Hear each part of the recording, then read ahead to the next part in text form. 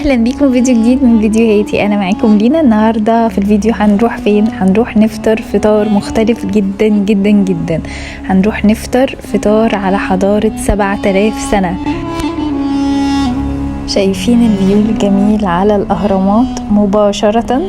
فطار تحفة تحفة، والتيست والطعم تحفة. هنشوف مع بعض كل التفاصيل في الفيديو. هنروح مطعم نجيب ساويرس 9 بيراميدز، وسموه 9 بيراميدز علشان بيبص على 9 اهرامات. انا مكنتش عارفة المعلومة دي، ان في هناك 9 اهرامات. الثلاث اهرامات الاساسيين الكبار، وفي الباقي اهرامات صغننة موجودة. شوفوا الجمال.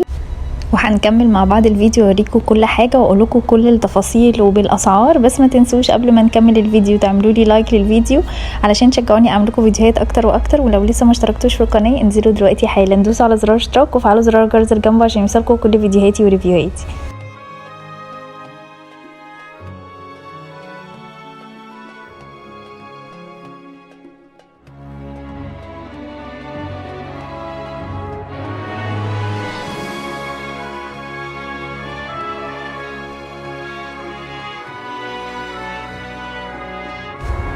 المكان بقى بنخش له منين؟ بنخش له من بوابة الهرم. بنمشي طريق طويل كده تقريبا حوالي 10 دقايق او ربع ساعة. فاعملوا حسابكم ان لازم يبقى معاكم عربية او تدخلوا بتاكسي او باوبر، علشان ما ينفعش خالص انكم تدخلوا على رجليكم.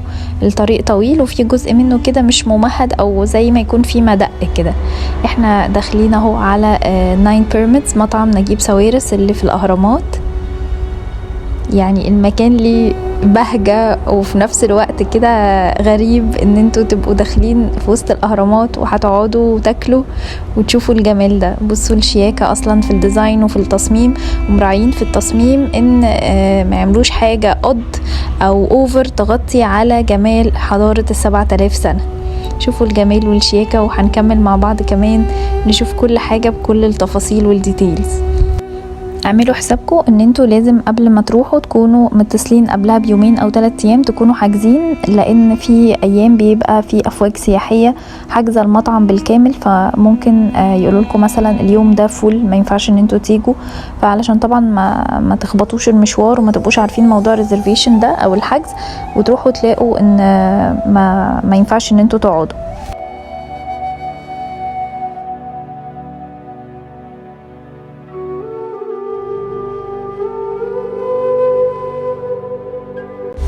بالنسبة لأنواع الفطار، في نوعين من الفطار، شرقي أو غربي، بتختاروا ما بينهم.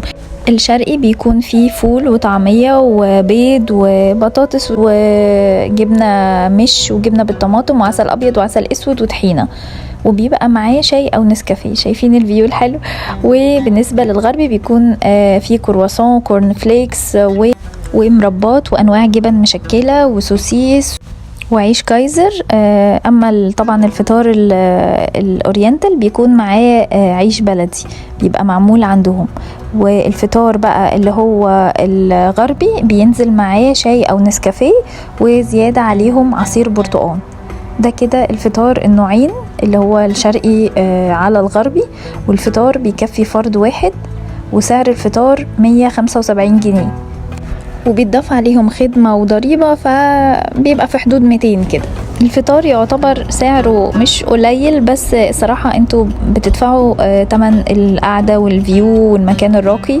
الفيو صراحة تحفة جدا، والمكان هادي والناس اللي فيه هادية كده مش دوشة، فتجربة مختلفة. وبصوا العيش بيعملوه في ساعتها وبتاخدوه سخن وطازة، طالع طازة من الفرن. الفطار بيبدأ الساعة 9 الصبح، ولاست اوردر بيكون الساعة 11:30. بعد كده بقى يبدأوا فترة الغداء. الغدا بيكون كفتة مشوية أو فراخ مشوية ومعاها رز وبطاطس. وبالنسبة للفراخ المشوية بيكون ربع فرخة معاه رز وبطاطس، وبيكون سعره 90 جنيه. شايفين المكان جميل جميل قد ايه. واعملوا حسابكم ان انتوا لما هتروحوا تستجموا كده وتقعدوا في هدوء، يعني المكان مش دوشه ولا الناس فيه دوشه ولا كده. شايفين القعدات العربي الحلوه دي تقدروا تنزلوا تقعدوا تشربوا فيها شاي. بس هتبقى صعبه في الصيف، يعني انتوا لو عايزين تروحوها ممكن تروحوها في الوقت اللي احنا فيه او قدام شويه في الشتاء، بحيث ان يبقى الجو ايه، الشمس مخففه شويه بروده الشتاء، وفي نفس الوقت يبقى القعده حلوه وتشربوا فيها الشاي بمزاج. او طبعا ممكن تشربوه على الترابيزه زي ما كنتوا قاعدين، وقدامكم زي ما انتوا شفتوا الناس اللي بتعمل العيش وانتوا قاعدين بتبقوا شايفينهم، وبيبقوا جنب المكان هما والمشويات، وبتبقى ريحه المشويات طالعه على المكان. شايفين الفيو بجد تحفه جدا جدا، يعني السياح بيجوا من اخر الدنيا علشان يجوا يشوفوا الفيو ده. طبعا زي ما قلنا هي الاسعار يعتبر كويسه بالنسبه للمكان والفيو. اللي بيجي هنا بيجي علشان يقعد ويشوف الفيو ده. الاكل الموجود موجود في كل مكان وفي كل حته، بس الفيو على المنظر الحلو ده بجد حاجه مختلفه وتجربه مختلفه.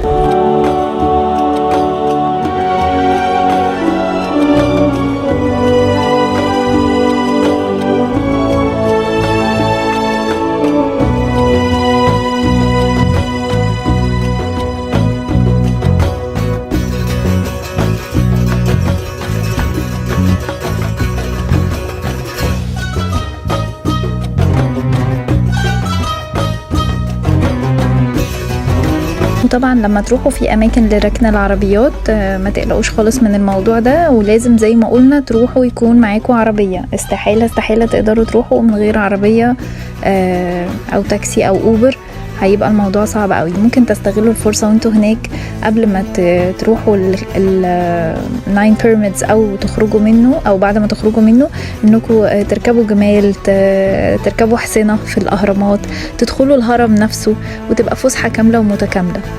بصوا الديزاين بتاعه سيمبل والوانه ماشية مع الوان الاهرامات والجو المحيط بيه.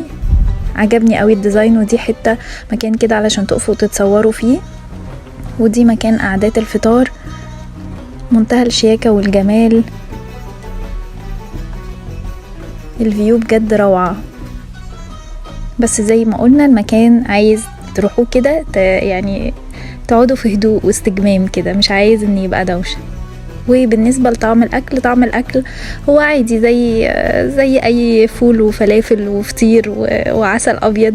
هو يعني الطعم عادي، بس زي ما قلنا احنا رايحين علشان نقعد القعدة الحلوة دي اللي السياح بيجوها من آخر الدنيا علشان يقعدوا يتفرجوا على جمال حضارتنا. خلي بالكم وانتوا رايحين برضو علشان تبقوا عارفين ان ممنوع التصوير، والتصوير بيكون صعب وفيه دوشة كده وقلق يعني، فعلشان تبقوا عاملين حسابكم ان التصوير هناك ما بيبقاش سهل. وده كده واحنا مروحين تتفرجوا بقى على جمال الأهرامات وأبو الهول. وده كده مطعم نجيب ساويرس اهو باين.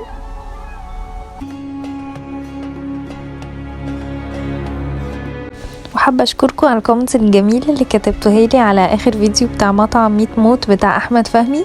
بشكركم جدا، وهستنى الكومنتس بتاعتكم على الفيديو ده تقولوا لي ايه رايكم. ولو عجبكم الفيديو ما تنسوش تعملوا لي لايك، ولو لسه ما اشتركتوش في القناه انزلوا دلوقتي حالا دوسوا على زرار اشتراك وفعلوا زرار الجرس اللي جنبه عشان يوصلكم كل فيديوهاتي وريفيوهاتي. اشوفكم ان شاء الله الفيديو الجاي. باي باي.